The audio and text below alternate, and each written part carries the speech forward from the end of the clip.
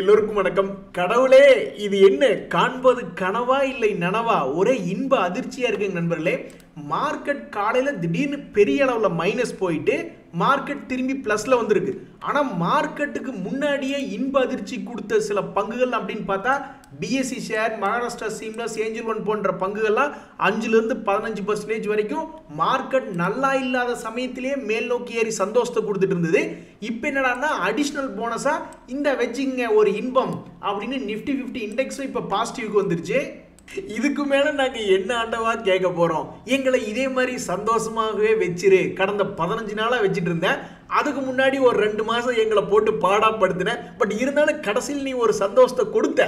அது மாதிரி எப்பவுமே ஒரு பிரச்சனைக்கு அப்புறம் எங்களுக்கு சந்தோஷத்தை கொடு ஆண்டவா அப்படின்னு கேட்டுக்கிட வேண்டியதுதான். நண்பர்களே, ஷேர் மார்க்கெட்டில் தொடர்ந்து பணம் போட்டுக்கிட்டே இருக்கிறவன் தான் ஒரு நாள் வெற்றி கொடி காட்டுவான். இந்த பிஎஸ்சி ஷேர் இன்னைக்கு 8% ஏறி இருக்கு. எப்படி ஏறிச்சு? ஒரு மாசத்துல சமீபத்தில் 4400 ரூபாயிலிருந்து மொத்த கணக்குக்கு பார்த்தா இன்னைக்கு 10% மேலே வந்துருக்கு. அதே மாதிரி இந்த மகாராஷ்டிரா சீம்லஸ் கடந்த ஒரு மாசத்துல கீழே 600 ரூபாயெல்லாம் போயிட்டான். இப்போ போய் எடுத்து பார்த்தா 729. அதே மாதிரி ஏஞ்சல் ஒன் அப்படின்ற ஷேர் கடந்த 15 நாளுக்குள்ள 2600 ரூபாயில் இருந்தா இன்னைக்கு 3200 ரூபா வந்துட்டான். எப்படி இதெல்லாம் சாத்தியமாச்சு? தொடர்ந்து மார்க்கெட் கீழே இறங்கி வரும்பொழுது என்னைக்காவது மார்க்கெட் திரும்புகிற சமயத்தில் இது போன்ற பல பங்குகளுக்கு பாசிட்டிவ் நியூஸ் வந்து அப்படியே மேலேற்றி விடுறாங்க. அவங்கெல்லாம் இன்னைக்கு 10% ஏறிட்டாங்க அப்படின்றதுனால இனி தொடர்ந்து 10% இன்னொரு 10 நாளைக்கு ஏறவா போகுது? அப்படி கிடையாது. இறங்குவதும் ஏறுவதும் தான் ஷேர் மார்க்கெட்டினுடைய வாழ்க்கை. அது கூடயே நம்மளும் பயணப்பட வேண்டியதுதான். ஒருத்தன் முட்டி போட்டு நிக்கிறான். அவனை பார்த்து அப்படியே ஓடுனா அவன் எப்படி ஓடுவான்? எந்திரிச்சு நின்னா தானே ஓட முடியும். முட்டி போட்டுக்கிட்டே எப்படி ஓட முடியும்? அது மாதிரிதான் நம்மளுடைய பொருளாதாரம் இப்போதைக்கு முட்டி போட்டிருக்கிற நிலைமையில் இருக்கு. சமீபத்தில் ஜிடிபியினுடைய டேட்டா கூட கொஞ்சம் ஸ்லோவா இருக்கு. ஸோ ஆர்பிஐ என்ன பண்ணியிருந்தாங்கன்னா, இல்லை நம்ம நாட்டில் இன்ஃப்ளேஷன் கட்டுக்குள்ளே தான் இருக்கு, அதே சமயம் ஜிடிபி growth நல்லா தான் இருக்குன்னு அவங்க எஸ்டிமேட் பண்ணியிருந்தாங்க. அவங்களுடைய எஸ்டிமேட்டுக்கு மாறாகவே கொஞ்சம் ஸ்லோ என்பது ஆயிருக்கிறது ஒத்துக்கு தான் வேணும். அப்படி உண்மையை ஒத்துக்கிட்டு 0.5% அல்லது 0.75% இன்ட்ரெஸ்ட் ரேட்டை குறைச்சாங்கன்னு வச்சுங்களேன், மார்க்கெட்டுக்கு அது ஒரு பெரிய நியூஸ். மற்றபடி நாளைக்கு 0.25% இன்ட்ரெஸ்ட் ரேட்டை குறைச்சாலோ அல்லது இன்ட்ரெஸ்ட் ரேட்டே குறையாது, ஜனவரி பார்த்துக்கலாம் எதா இருந்தாலும் அப்படின்ற மாதிரி நியூஸ் வந்தாலோ பெரிய ஆச்சரியம் இல்லை. பட் முட்டி போட்டுட்டு ஓட முடியாது, எந்திரிச்சு நின்னாதான் ஓட முடியும் அப்படின்ற மாதிரி 0.5% அப்படின்னு மட்டும் நாளைக்கு இன்ட்ரெஸ்ட் ரேட்டை குறைச்சிக்கிட்டா வரலாறுல மிஸ்டர் சக்திகாந்த தாஸ் அவர்கள் வந்துருவாரு. பல பேர்த்துக்கு சமீபத்தில் ஐபிஓக்கள்ல லாபம் செய்த அனுபவம் உண்டு. ஆனா இந்த வாரத்தில் ஒரு அனுபவம் இல்லை. ஏன்னா க்ளோஸ் ஆன ஐபிஓக்களும் சரி, இனிமேல் புதுசாக ஏதாவது லிஸ்ட் ஆகக்கூடிய ஐபிஓக்கள் ஏதாவது இருக்கான்னு பார்த்தா அங்க ஒண்ணுமே நியூஸ் என்பதே இல்லை. ஸோ ஐபிஓ சம்பந்தப்பட்ட எந்த விஷயம் இல்லை. நண்பர்களே, இந்த வாரத்தில் நம்ம ஸ்டாக் மார்க்கெட்ல ஏகப்பட்ட நியூஸ் அப்படின்றது இருக்கு. நாளைக்கு ஆர்பிஐனுடைய மீட்டிங் அவுட்கம் இருக்கு. அதனால அடுத்த வாரத்தில் ஏகப்பட்ட நியூஸ் இருக்கு. பட் இருந்தாலும் இந்த சமயத்தில் இன்னொரு முக்கியமான குளோபல் ஃபாரின் லெவல் இம்பார்ட்டன்டான நியூஸ் என்ன அப்படின்னு பார்த்தீங்கன்னா, முதல் நியூஸ் நம்மளுடைய FIIs and DIIs data. So வெளிநாட்டுக்காரங்க தற்போதைக்கு நம்மளுடைய மார்க்கெட்டில் பணம் அப்படின்றது 2-3 நாளாக போட்டுக்கிட்டு இருக்காங்க. இது அப்படியே தொடரணும். அப்படி தொடர்ந்தால் நம்ம மார்க்கெட் எங்கேயோ போயிடும். மிக வேகமாக 1000-2000 பாயிண்ட் ஏறக்குண்டான வாய்ப்பு அப்படின்றது இருக்கு. அதே மாதிரி கோல்டெல்லாம் எப்படி ஒரே இடத்துல நிற்கிறானா அப்படின்ற மாதிரி நம்மளும் பார்க்க வேண்டியது இருக்கு. ஏன்னா ட்ரம்ப் வந்ததுக்கு அப்புறம் நம்மளுடைய இந்திய கரன்சி வந்து அமெரிக்க டாலருக்கு எதிராக குறைஞ்சிக்கிட்டே போகுது, மதிப்பிழந்துக்கிட்டே போகுது. அப்போ கோல்டு அதே மாதிரி இருக்கா? 2 பேர்த்துல யாராவது ரெக்கவரி ஆகிறாங்கன்னு தெரிஞ்சதுனா தான் அமெரிக்காவினுடைய நியூஸ் அப்படின்றது முடிஞ்சிருச்சு. அது வரைக்கும் அந்த அமெரிக்காவோட நியூஸ் பதவி ஏற்கிற வரைக்கும் ஆட்டி படைச்சிக்கிட்டே இருப்பான்னு அர்த்தம். ஸோ அந்த லெவலில் பார்க்கும்பொழுது இப்போதைக்கு நம்ம சேஃப்டியாக இருக்கோம். ஸோ ஃபாரின் லெவல் நியூஸ் எல்லாமே இப்போதைக்கு நம்மளுக்கு சேஃப்டியாக இருக்கு. அதே மாதிரி நம்மளுடைய உள்நாட்டிலையும் மிகப்பெரிய செய்திகள் அப்படின்றது வருது. ஸோ 1000 பாயிண்ட் மூவ்மெண்ட் மேல் நோக்கி ஏற்றிட்டா ரொம்ப மகிழ்ச்சி வரும். ஜில் ஜங் அப்படின்னு ஒரு 2 பேர் இருக்காங்கன்னு வச்சுங்களேன். நீங்க யாரை சூஸ் பண்ணுவீங்க அப்படின்ற மாதிரி கேட்டாங்கன்னாக்கா, நானா இருந்தா யோசிச்சு பார்ப்பேன். ஸ்டாக் மார்க்கெட்டை பொறுத்த வரைக்கும் நான் சொல்றேன், அதாவது 2 ஸ்டாக்குகள் நம்ம கையில கொடுத்து நீங்க எதுல பணம் போடுவீங்க அப்படின்னு கேட்கறாங்கன்னு வச்சுங்க, நான் அனலைஸ் பண்ணி பார்த்துட்டு ஆள விடுறா சாமின்னு ஒரு பங்குல இருந்து வெளியே வந்துடுவேன். மேபி இந்த பங்கு நல்லா இருக்குமோ அப்படின்ற மாதிரி நினைச்சு பார்ப்பேன். இந்த மிதானி மிஸ்ரா தத்து நிகாம் அப்படின்ற ஷேரை பத்தியும் இந்த போரோசில் ரெனியூவபிள்ஸ் அப்படின்ற ஷேரை பத்தியும் தான் நான் பேசிட்டு இருக்கேன். என்ன காரணம்னா இந்த ரெண்டு ஷேரும் ஒருவேளை திரும்பிருமோ அப்படின்ற மாதிரி நம்மளுடைய பார்க்கறதுக்கு நம்மளுடைய பார்வைக்கு அந்த மாதிரி தெரியுது, ஒருவேளை திரும்பிடுவானோ அப்படின்ட்டு. அப்படி திரும்பும் பொழுது இந்த ரெண்டு ஸ்டாக்ல எந்த ஸ்டாக் வசதி அப்படின்ற மாதிரி நம்ம போய் பார்த்தோம்னு வச்சுக்கோங்களேன். இந்த மிதானி அப்படின்ற கம்பெனி அவன் கோவிட் சமயத்துல கூட பெருசா இறங்காத கம்பெனி. இங்க பாத்தீங்களா 2020 சமயத்துல எத்தனையோ கம்பெனிகள் அழிஞ்சு போச்சு, 50% 80% இறங்கி போச்சு. ஆனா அப்ப அது கவர்மெண்ட் ஹோல்டிங் இருக்கக்கூடிய இந்த கம்பெனி அப்ப கூட பெருசா இறங்கல. அதுக்கப்புறமே அவன் ஒன்றும் பெருசா ஏறல. திடீர்னு இந்த 2023 அந்த PSU பப்ளிக் செக்டர் கான்செப்ட்ல ஏகப்பட்ட ஸ்டாக்கில் ஏற்றி விட்டாங்க. அப்பதான் இவனை 200 ரூபா to 500 ரூபா ஏற்றி விட்டாங்க. அதுக்கப்புறம் இப்போ 500 ரூபாயிலிருந்து 300 ரூபா வரைக்கும் சரிவடைஞ்சிட்டு இப்போதைக்கு லேசா ஏறலாமா வேண்டாமா அப்படின்ற மாதிரி யோசிச்சுட்டு இருக்கான். நானா இருந்தேன்னா இவன் தான் மேல் நோக்கி ஏறுவானோ அப்படின்ற மாதிரி நான் நினைச்சு பார்ப்பேன். என்ன காரணம்னா அவனுடைய குவார்டர்லி ரிசல்ட் வந்து போன குவார்டரோட நல்ல ஒரு 5 டைம்ஸ் இன்க்ரீஸ் பண்ணியிருக்கான். அதே மாதிரி 2023 செப்டம்பர் விடவும் ஆல்மோஸ்ட் 2% அப்படின்றது இன்க்ரீஸ் பண்ணியிருக்கான். இதுவே நான் போய் இந்த போரோசில் ரெனியூவபிள் எடுத்து பார்த்தேன்னா அது லாஸ் மேக்கிங் கம்பெனியா இருக்கு. ஸோ நானா இருந்தேன்னா ஆளை விடுறா சாமி, 2 ஸ்டாக் திரும்புற மாதிரி காமிக்கிறீங்க, ஆனா எனக்கு இவன் வேண்டாம், நான் இவனை எடுத்துக்கிறேன்ட்டு போய் நான் அவனை எடுத்துருவேன்.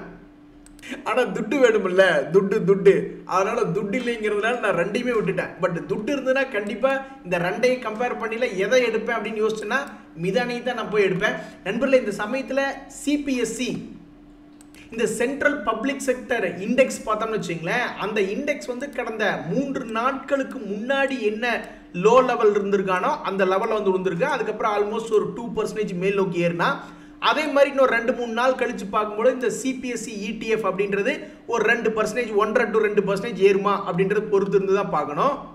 படித்தவன் பாட்டை கெடுத்தான், எழுதுனவன் ஏட்டை கெடுத்தான் அப்படின்ற மாதிரி மொமெண்டம் இல்லாத பங்கு நீட்டி படுத்துரும், அதில் பணம் போட்டவங்களுடைய பணத்தை முடக்கிரும் அப்படின்ற மாதிரி இந்த IRFC அப்படின்ற ஷேரில் மொமெண்டமே இல்லை. அவன் கீழேயும் போக மாதிரி இல்லை, டவுன்வேர்டு மொமெண்டம் இல்லை, அப்வேர்டு மொமெண்டம் இல்லை, இப்படியே ஒரு 3 மாதத்தை ஓட்டிட்டான். ஆனால் உண்மைக்கு பார்த்தோம்னா இந்த 150 ரூபாயிலிருந்து அவனுடைய பழைய கை வந்தானாவே அவனுக்குள்ள ஒரு 50% அப்படின்றது ஒளிஞ்சிருக்கு. ஸோ அப்போ இவன் பழைய ஹை வருவானா, இவனுக்குள்ள மொமெண்டம் வருமா அப்படின்றது தெரியல. பட் இப்போதைக்கு மொமெண்டம் வந்து மேல் நோக்கி வந்தா 50%. சரி, கடைசிக்கு அவன் கீழேயாவது ஒரு 50% இறங்கணும்ல. 150 ரூபாயிலிருந்து இல்லைன்னா கடைசிக்கு ஒரு 75 ரூபாயாவது போகட்டும். எதுவுமே பண்ணாம நீட்டிப்படுத்த கிளியாக இன்று இந்த IRFC நம் முன்னாடி படுத்திருக்கிறது. நண்பர்களே, இந்த பிர்லா சாஃப்ட் அப்படின்ற ஷேரை கவனிச்சு பார்த்துருக்கீங்களா? யாருமே எதிர்பாராத சமயத்தில் திடீர்னு IT கம்பெனிகள்லாம் ஏற ஆரம்பிச்சிட்டானு. அந்த மாதிரி தான் இந்த கம்பெனியும் பிர்லா சாஃப்ட் எங்கேயுமே நிற்கல. வெறும் 250 ரூபாயில ஆரம்பிச்சு TCS, விப்ரோ எல்லாருமே தான் ஏறினாங்க. ஆனால் இவனை மாதிரி பெரிய லெவலில் ராக்கெட் விட்டது எவனுமே கிடையாது. 200 ரூபாயிலிருந்து 850 ரூபாய்க்கு போனவன் தான் பிர்லா சாஃப்ட். அதுக்கப்புறம் பார்த்தீங்கன்னா இப்போ லேசா ததியினத்தோம் அப்படின்னு பாட்டு பாடிக்கிட்டு இருக்கு. ஆனாலும் ஒரு முக்கியமான சப்போர்ட் லெவலில் உடைக்கல. ஸோ இவனும் பழைய ஹை 850 ரூபா வந்துச்சுனாவே ஓரளவுக்கு நல்ல லாபம் தான்.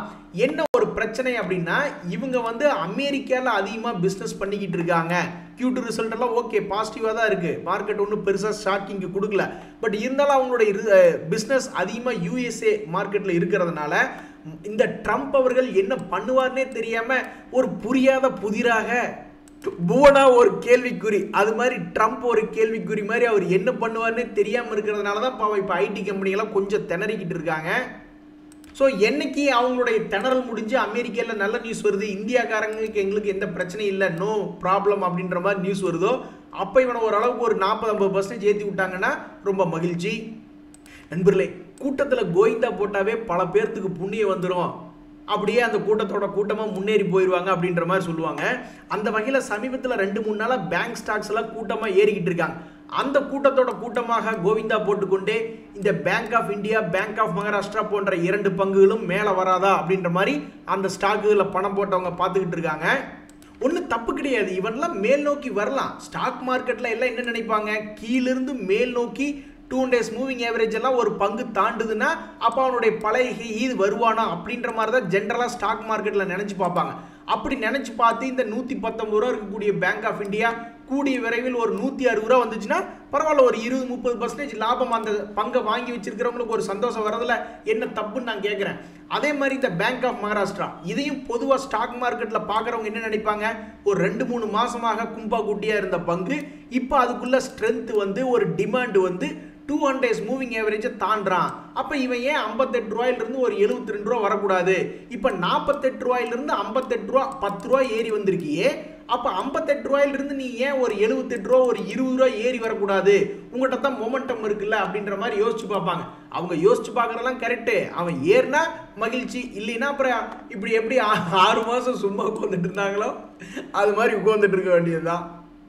நண்பர்களே, ஒரு பங்குல வந்து அந்த செக்டர்ல மொமெண்டம் இருக்கு. சமீபத்தில் சிமெண்ட் கம்பெனிகள்லாம் திரும்பி மேல் நோக்கி ஏற முயற்சி செய்யறதுனால சிமெண்ட் கம்பெனி ஏறுவானா. அதே மாதிரி கெயில்னு ஒரு பங்கு, இது நிஃப்டி நெக்ஸ்ட் 50 இண்டெக்ஸ்ல இருக்கக்கூடிய பங்கு. மார்க்கெட் ரெக்கவரி ஆயிடுச்சுன்னா இது போன்ற இண்டெக்ஸ்ல இருக்கிற பங்குகளையும் கான்சென்ட்ரேட் பண்ணுவாங்க நிறைய பேர். அப்ப கீழே இறங்கி திரும்பக்கூடிய இடமா இருக்கக்கூடிய இந்த கம்பெனிகள் தொடர்ந்து முன்னேறுமா அப்படின்ற ஒரு எதிர்பார்ப்பு வந்திருக்கு. இப்போ இந்த பிர்லா கார்பரேஷன்லாம் பார்த்தோம்னா ஒரு வெட்டுக்கிளி தான். அப்பப்போ இறங்குவான், அப்புறம் ஏறுவான். அந்த வகையில் இப்போ இறங்கி ஏறிட்டான். பட் இருந்தாலும் மார்க்கெட் தொடர்ந்து ஏறிட்டு இருக்கிறதுனாலையும் சிமெண்ட் கம்பெனியெல்லாம் சமீபத்தில் ஏறிட்டு இருக்கிறதுனாலையும் இவன் இன்னும் கொஞ்சம் மேல் நோக்கி வருவானா, ஒரு 1600 வருவானா அப்படின்ற எதிர்பார்ப்பு வருது.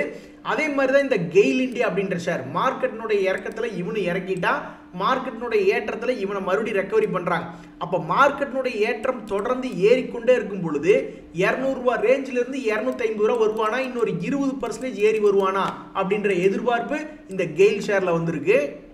இன்னைக்கு மார்க்கெட்டில் வேறு எதுவும் விசி இல்லைங்க நண்பர்களே. இப்போ இந்த ஜொமேட்டோ ஒரு 4% ஏறி இருக்கான், பிஎஸ்சி ஒரு 12%, மகாராஷ்டிரா சீம்லெஸ்னு சொல்லிக்கொள்ளும்படியாக சில பங்குகள் ஏறி இருக்கு. அதே மாதிரி சொல்லிக்கொள்ளும்படியே இந்த கிராஃபைட்லாம் சமீபத்தில் ஏறினா அப்புறம் அதை பிடிச்சி ப்ராஃபிட் புக் பண்ணிட்டு இருக்காங்க என்டிபிசி கிரீன்.